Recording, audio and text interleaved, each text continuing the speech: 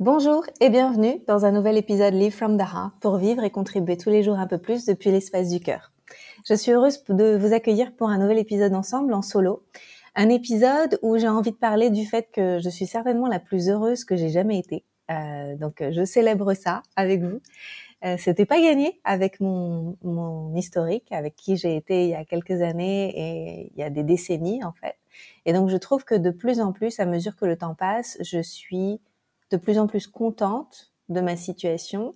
Je tire le meilleur de ma situation et je me célèbre et je célèbre la vie davantage et j'ai encore plus de gratitude et encore plus de curiosité et d'enthousiasme à propos de qui je pourrais devenir. Donc ça, c'est vraiment quelque chose qui s'est développé au fil des années et je pense qu'il n'y a pas de fin. C'est quelque chose qui est vraiment, que je nourris et donc qui continue de grandir au fur et à mesure. Et je me rappelle, il y a quelques années, quand ça allait de mieux en mieux, j'avais l'impression qu'il y aurait un retour de bâton, que forcément, si j'étais en haut de la vague, j'allais me prendre des retours de vague importants, aussi importants que les hauts de vague que j'allais croiser. Et puis finalement, c'est pas le cas en fait, c'est toujours de mieux en mieux. Et comme dirait une coach que j'aime beaucoup qui s'appelle Amanda Frances, elle dit qu'elle choisit de penser que c'est toujours up and up and up. Et c'est comme ça que je le vois aussi en fait. C'est pas up down, c'est vraiment up and up and up. Pourquoi ? Parce que je me connais mieux, parce que j'ai mieux accès à mes ressources personnelles, mes ressources intérieures, parce que je me permets d'exprimer mes besoins et de vraiment aller vers ce que j'ai vraiment envie et les choses qui me font du bien et vraiment honorer ça et sans le cacher, parce que j'ai appris à devenir plus authentique et donc à parler de mes besoins en face et que les gens répondent et qu'il y ait moins d'histoires que je me raconte, etc. Et donc c'est toujours up and up and up. Donc voilà pour l'intro. J'ai quelques trucs que j'avais envie de partager un peu en vrac aujourd'hui en lien avec ça. J'ai envie que ce soit un épisode court pour la simple et bonne raison que j'ai prévu d'aller danser et que ça fait déjà 3 ou 4 semaines que je me dis il faut que j'essaye ce cours Lady Hip Hop et que c'est que le mardi et que en fait le mardi souvent je rentre de Ubud où j'ai passé 2 jours et je suis fatiguée et j'ai plein de travail à faire et c'est le cas aujourd'hui mais j'ai quand même envie de faire cet épisode et de le partager et j'ai envie d'aller au Lady Hip Hop et donc ça c'est quelque chose aussi qui est important, c'est que depuis ces dernières années, et ça j'en parle beaucoup dans ma formation Level Up, c'est que j'ai remplacé les ou par des et. Et donc comment je fais pour avoir ça et ça, en fait, avoir les deux. Et comment je fais pour que ça fonctionne et qui ça me demanderait d'être pour pouvoir faire les deux.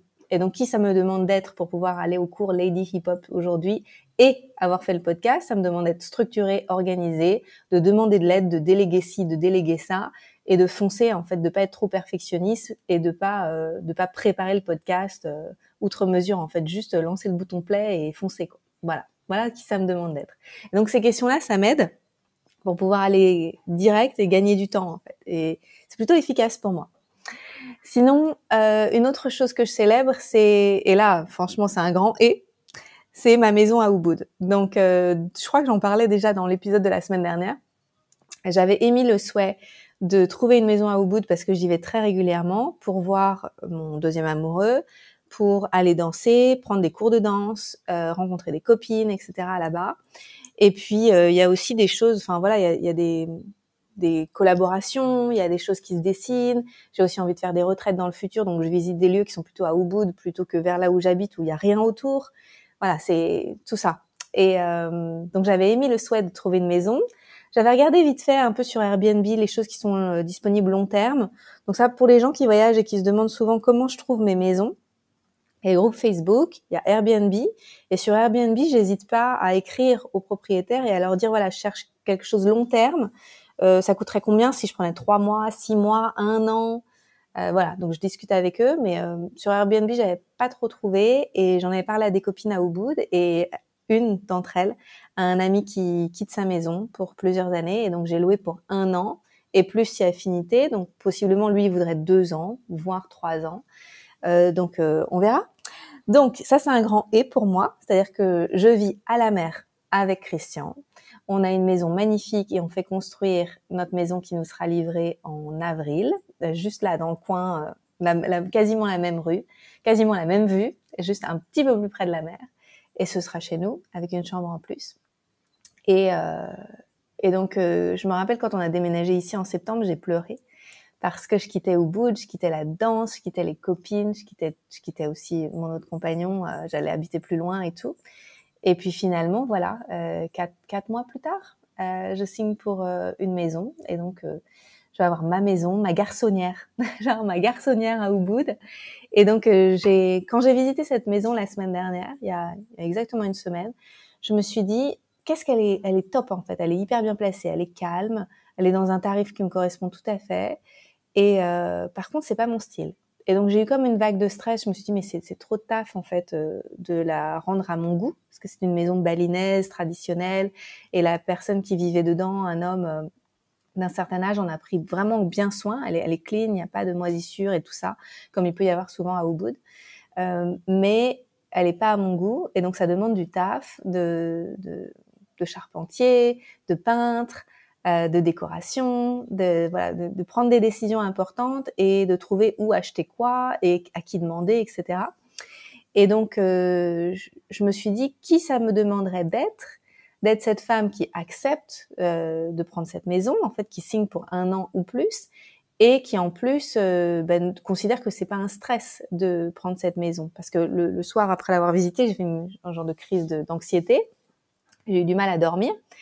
Et après, je me suis rappelé que je suis créatrice et qu'il y a toujours des solutions en fait pour faire arriver les choses et que c'est pas obligé d'arriver dans la douleur. Donc, qui ça me demanderait d'accepter cette maison avec aisance et fluidité et que tout se passe bien pour moi et que ce soit un plus dans ma vie et non pas un fardeau.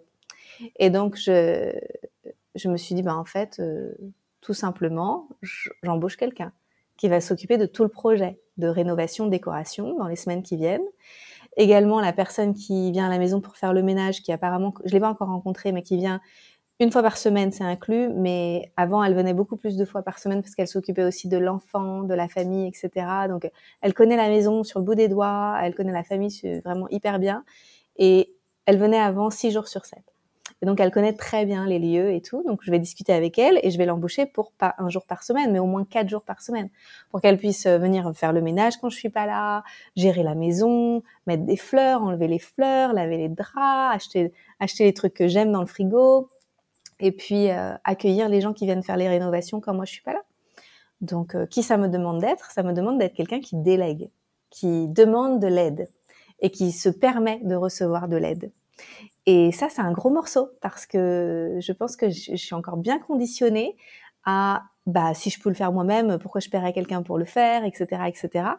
Même si c'est de plus en plus facile, je vois qu'il y a encore des couches. Et donc, il a fallu que je respire là-dedans et que je me pose la question comment c'est possible de me faire aider, à qui je vais demander, etc. Et je me suis mise en quête de décorateurs. J'en ai trouvé 2. Et puis finalement, c'est la photographe qui m'a déjà pris en photo 2 fois, qui s'appelle Ulrike Reynolds, si je me trompe pas, avec qui, en fait, je l'ai emmenée visiter la maison avec moi hier à nouveau. Et puis, elle a eu 1001 idées. Elle m'a dit, il faut qu'on repeigne les plafonds, faut qu'on fasse ci et ça et ci. Et elle avait les yeux qui pétillaient dans tous les sens. Après, on est allé boire un verre, on a discuté de comment on peut travailler ensemble. On a fait une estimation globale de combien ça coûterait en fait de faire toutes les rénovations et la déco. Et c'était moins cher que je pensais. Vous voyez, parfois on se fait tout un monde. En plus, elle habite là depuis très longtemps, donc elle va pouvoir négocier auprès des gens qu'elle connaît, alors que moi je serais arrivée, on m'aurait vu arriver touriste, on m'aurait fait des prix beaucoup plus élevés, donc finalement ça va me coûter moins cher, ce qui me permet de la payer et ce qui me permet en fait de faire vraiment un win-win. Et en plus, elle a rencontré quelqu'un récemment et elle voulait partir en voyage pour le revoir. Et ça correspond au prix du billet d'avion. Donc, c'est exactement parfait. Donc, c'est intéressant de voir comme tout s'aligne et comme finalement tout peut super bien se passer quand on se dit oui. Et c'est vraiment ça me fait penser à tout le travail que je fais avec Pierre-Antoine depuis des années, Pierre-Antoine Catrice, qui est mon thérapeute, et qui me dit à chaque fois, Anne-Claire, c'est quoi ton besoin? Comment tu exprimes ton besoin auprès des gens autour de toi? Et vois comment ça répond en face. Et tu vas voir en fait qu'il y a toujours des solutions et qu'en toi ça va s'ouvrir et parle de comment tu te sens, etc. Et il a raison. Et il y a encore des parts de moi qui veulent tout faire toute seule. Et donc je travaille encore beaucoup là-dessus. Donc c'est passionnant. Voilà. Donc quoi d'autre? Qu'est-ce que je voulais dire d'autre? En rapport peut-être avec le fait de déléguer d'autres choses. Depuis quelque temps, je délègue le fait les gens qui me demandent de participer à leur sommet en ligne ou leur podcast, etc. Et donc, je travaille avec Julia Bourret là-dessus. Julia qui fait du closing pour moi. Et c'est elle est un peu mon bouncer à l'entrée. Parce que moi, j'ai un peu tendance à dire oui à tout le monde. En fait, les gens qui sont un peu sympas avec moi, j'ai envie de leur dire oui, bah oui, bien sûr et tout. Mais finalement, après, j'ai plus le temps de faire tout ce que je veux faire, genre aller au cours de danse ou écrire mes nouveaux livres, etc. Et donc, ça, c'est par exemple un autre exemple de me dire oui, de poser un besoin, de prendre le temps d'avoir quelqu'un avec qui je réfléchis. Est-ce que c'est notre audience? Est-ce qu'il y a suffisamment de monde qui va écouter? Est-ce que c'est intéressant pour moi de dire oui à ce podcast, etc. Et c'est tellement sympa en fait de réfléchir à deux et de pas porter ce poids-là aussi sur mes épaules. C'est juste génial. Et aussi d'avoir un intermédiaire entre moi et les gens qui m'invitent, c'est hyper précieux. Je dis ça pour les entrepreneurs qui ont pas ça et qui se posent la question. C'est intéressant.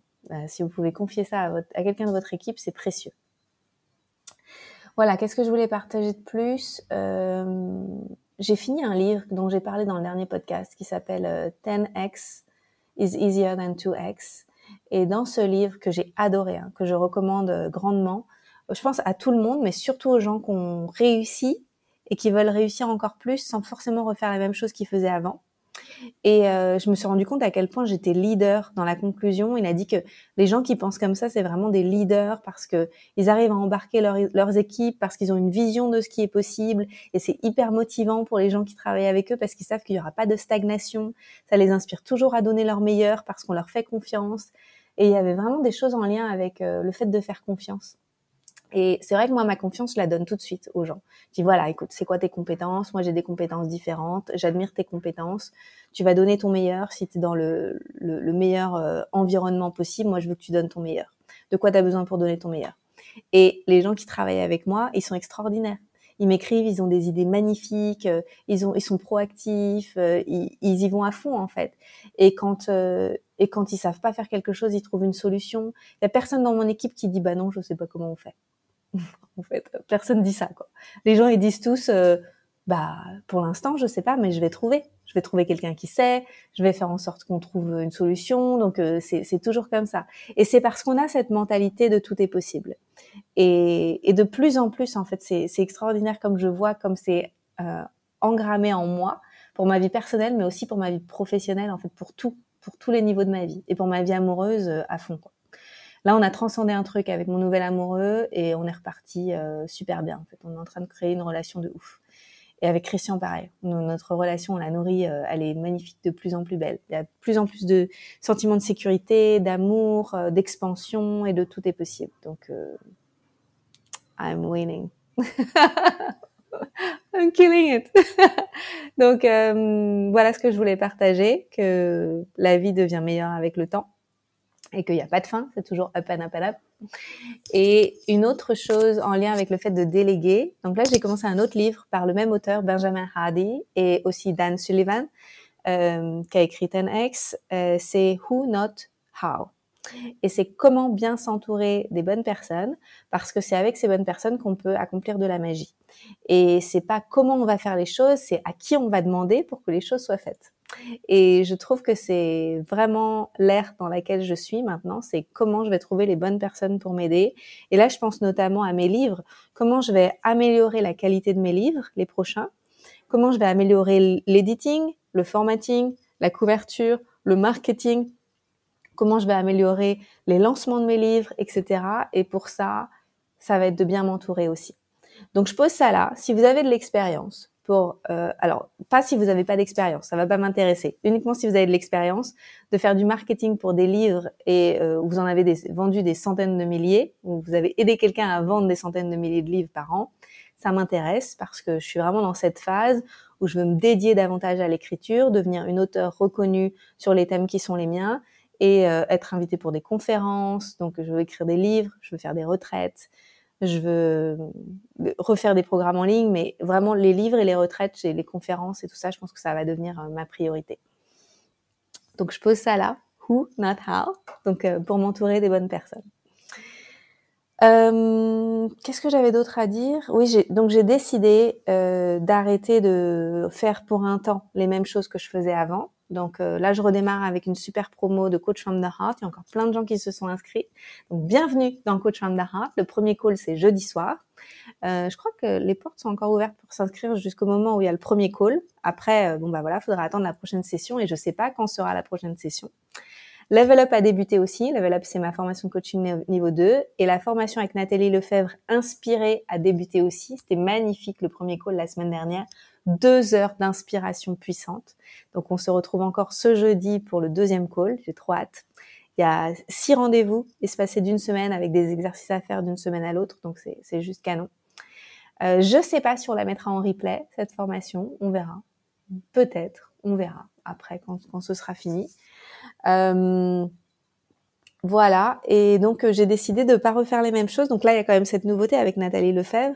Et après, dans le futur, j'ai envie de faire des nouvelles choses. Donc j'ai envie de travailler sur des retraites. Je pense qu'il y aura des retraites dans ma maison, en petit comité.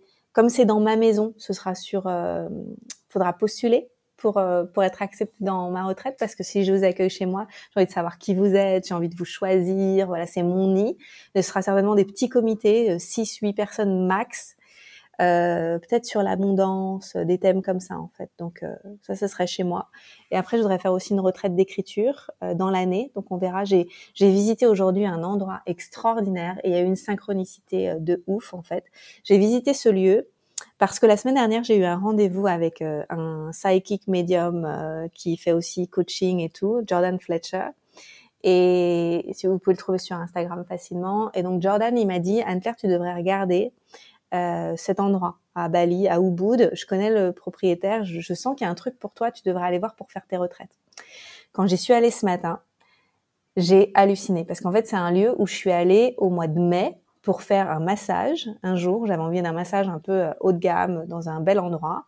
Et quand j'ai visité le resort, je me suis dit, c'est là où je veux faire mes retraites, c'est magnifique. Et ils étaient en partie en rénovation, ils m'ont dit, sera dispo dans plusieurs mois, etc.